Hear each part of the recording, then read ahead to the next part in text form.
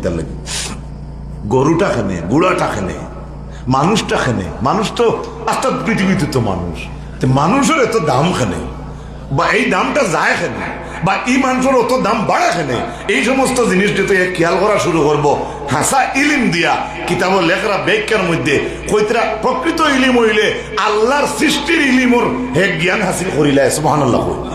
যেমন আমি আমার আলোচনার প্রথম অংশের একটা কথা পিছন তাকে টানিয়া নিয়ার, যেমন প্রকৃত ইলিম আল্লাহ কইতে পারবো না চন্দ্র কিতার লাগি মাতক্কা না, সূর্য কিতার লাগে এটা কইতে পারবো কিনা একজন দিনী ইলিমওয়ালা মানুষে, হাসা ইলিমওয়ালা মানুষে কইতে পারবো কিনা? পারবো ইনশাল্লাহ, আল্লাহ তৌফিক দাও।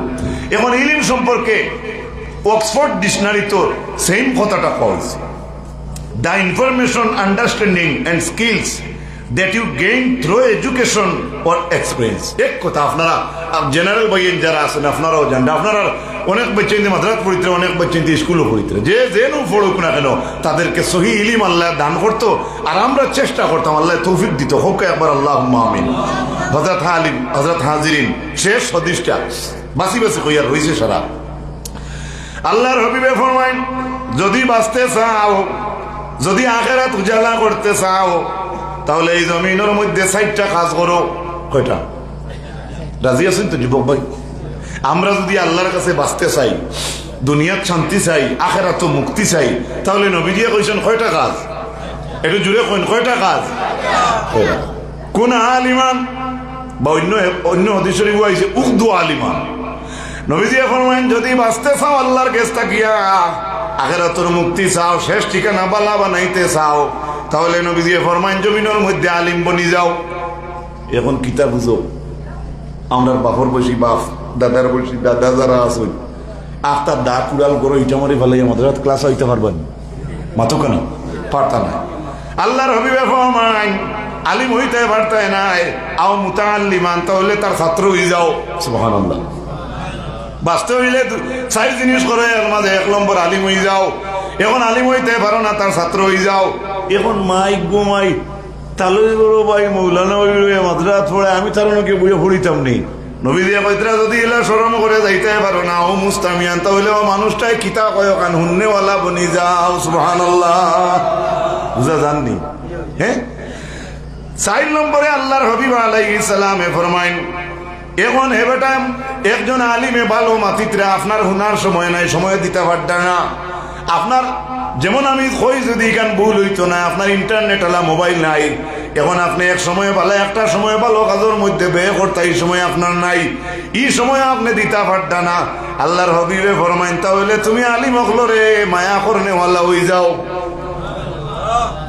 ও কিছু শিয়ান মানুষ কইবা, উল্লার হেট আল্লাহর ঠাগাড়ি সাইড বড়ে রইল কোন বাড়ি। কিছু শিয়ান এখানে একজনে কই নিছুন একদিনের লাগে, আমি কই আর মনে কিছু অন্য না। আলিম হকলরে মায়া করতা, এটা খাস দিলে আল্লাহর ওয়াস্তে মায়া করতা। আপনার এই গোরাষ্টমী কোনো স্বার্থের কারণে না। হ্যাঁ, দুনিয়ার স্বার্থ আছে বলে আমার দুনিয়াটা আমার আরামে যাইতো, মানুষ হইতে আমি বলা মানুষের লোকের হয়েছি, ইগু মানা যায়, কিন্তু আপনি আল্লাহর ওয়াস্তে তাদেরকে মায়া করতা। আল্লাহ তৌফিক দিত, কই না আমিন? কয়টা গেছে? জীবনটা রক্ষা করতে হইলে আর আল্লাহর কাছে দামি হইতে হইলে, আখিরাতের উজালা পাইতে হইলে কয় জিনিস দরকার? 4 নম্বর 1 আলিম। আলিম হইতে পারো না, তার ছাত্র হইতে পারো না, মাতুক কেন? তার কথাগুলো শুননে ভালো হয়ে যাও। কথা কইবারও জমিনে তোমার সময় নাই, প্রকৃত আলিমর মায়াটা তোমার অন্তরে ঢুকাই যাও। একটু জুড়ে কই না সুবহানাল্লাহ। এই মাদ্রাসাত আল্লাহ অসংখ্য আলিম উলামা আনছিলেন, অসংখ্য যদি হইন না 5 জন 7 জন 8 জনে তো খেদমত করডান, বা 2 জনে তো করডান, এর কোনো স্বার্থ আছে? একমাত্র ওখান মরার পরে শেষ ঠিকানাটা যেন তাদের উন্নত হয়, ওটাও তো। আর লোকে আপনারা যে শরীক হইতরা বেজার হইবা না, মনে করেন আপনি আলিমানা ফরছেন না, কিন্তু এক আলিমে কইছেন আমরা মাদ্রাসাত কিতাব লাগে, আপনি সাহায্য করে দিয়েছেন। এক আলিমে কইছেন আপনার লোকেল এলাকার ইবারদান কিছু বাড়াইয়া দুঃখা, জকাত কিছু বাড়াইয়া দুঃখা, আপনি আল্লাহরে ডরাইয়া আখিরাত উজালার উদ্দেশ্য নিয়া আপনি 20 টাকার জায়গায় 5 টাকা দান করছেন, এটা আপনার আল্লাহর অ্যাকাউন্টে জমা থাকবো। একবার সুবহানাল্লাহ। আল্লাহ রাব্বুল আলামিন আমরারে এটা তাকে আমলের তৌফিক বেশি দান করুকা। আমি শেষ পর্যায়ে আমার সমাপনের দিকে গিয়ে একটা হাদিস না কইয়া আমি পারি না। আন্না রাসূলুল্লাহ সাল্লাল্লাহু আলাইহি ওয়াসাল্লাম قال رجل لا تصدقن بصدقة فخرج بصدقته فوضع في يد سارق হাদিসের মাফহুমটা কইলা এবারত পড়লে সময় লাগবো। আল্লাহর একজন বান্দা একদিন ইরাদা করছে মানুষটা সদকা করতো, পরের দিন দিনও বারইয়া আল্লাহর বান্দায় সদকা করছে, কিন্তু সদকাটা বুলে বুলে গেছে কি একজন সুরর হাত, সদকাটা বেটার গেছে কি এক সুরর হাত।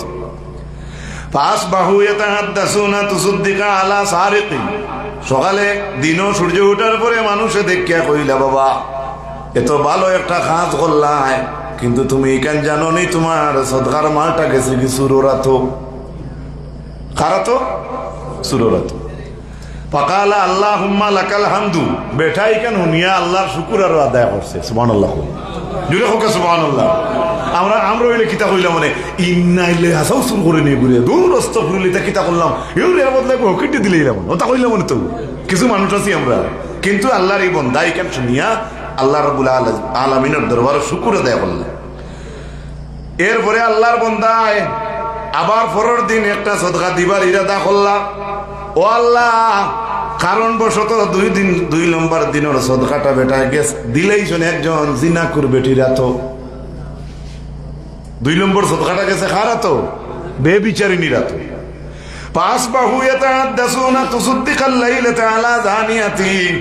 মানুষে আগে দিয়ে আঠিয়া বেটা যায় আর মানুষে দলবদ্ধ হইয়া কই ও বেটা ইটা কিতা করলায়, বেবিচারিনী একটা বেটিরে সদকা দিলায়। ই বেটা শুনিয়া কইন আল্লাহুম্মা লাকাল হামদু আলা জানিয়া, বেটা শুকরিয়া আদায় করে আল্লাহর জাত শুকরিয়া আদায় করিয়ার। আর বেটায় বেবিচারিনী মহিলাটার কথাটা ইয়াদ করে। 3 নম্বর দিন আবার আল্লাহর বান্দায় সদকা দিবার কথা মনের মাঝে লইয়া বেটা বাড়িত গেল। এরপরে আল্লাহর বান্দায় সদকা লইয়া বার হইল। সদকাটা দিতে সময় বেটায় জানিয়া হোক আর আনা জানিয়া হোক বেটায় বুলে বুলে সদকাটা দিলেইছে গাঁর সবচাইতে বড় ধনী বেটারা তো। আচ্ছা খিতা বুঝুন, পয়লা দিন শুরু রাত, 2 নম্বর দিন জিনা কর্নেওয়ালা বেবিচার কর্নেওয়ালা মানুষরা তো, আর 3 নম্বর দিন ও আল্লাহ কোন বাদ অবশ্য মানুষের কাছে গেছে না, ওইলে গাঁর এলাকার কুটিপতি বেটারা তো গেছে কি, তো এই বেটা তো বাদ না, কিন্তু কিছু মানুষের মনের মাঝে গেলে আয় না বলে ও তো টাকা মালিক খিতা লাগিয়ে দিতে বুঝা গেল।